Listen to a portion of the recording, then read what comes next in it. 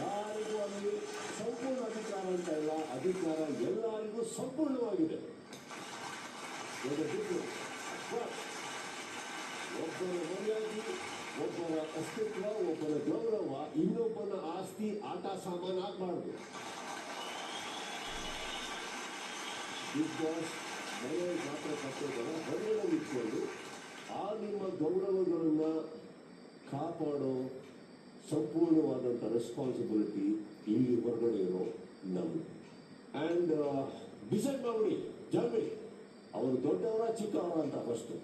ಇಷ್ಟ ಬಂದಾಗ ಮಗಳು, ಕಷ್ಟ ಬಂದಾಗ ಇನ್ನೊಂದೇನೋ ಮಾಡಬೇಡಿ. ಇದು ಯಾರು ಅಂತಲ್ಲ, ಅಥವಾ ಇದು ಬರೀ ರಕ್ಷಿತರ ವಿಚಾರ ಅಲ್ಲ, ಯಾರ ವಿಚಾರ ಬೇಕಾದ್ರೆ ಆಗ್ಬೋದು. ಆ ಜಾಗದಲ್ಲಿ ನೀವು ಕೂಡ ಇರ್ಬೋದು. ನೋ ಡನ್ ಸೂಟಿ. ಎಲ್ಲರಿಗೂ ಮಗನ ಏಜ್ ಇದೆ ಅಂತೀರಿ, ನಮ್ಮ ಅಂತೀರಿ. ಆ್ಯಂಡ್ ಅಶ್ವಿನಿ ಅವರೇ, ಒಂದು ಸುದ್ದಿ ನಿಮ್ಮನ್ನ ನನ್ನ ಯಮ್ಮ ಅಂತ ಕರೆದ ತಕ್ಷಣ ಕೋಪ ಬರೋ ನಿಮಗೆ ಒಬ್ಬರು ನಾನು ಇಡಿಯಟ್ ಅಂತ ಕರೆಯೋದು ಡನ್ ಸೂಟ್ ಯು ಮ್ಯಾಮ್.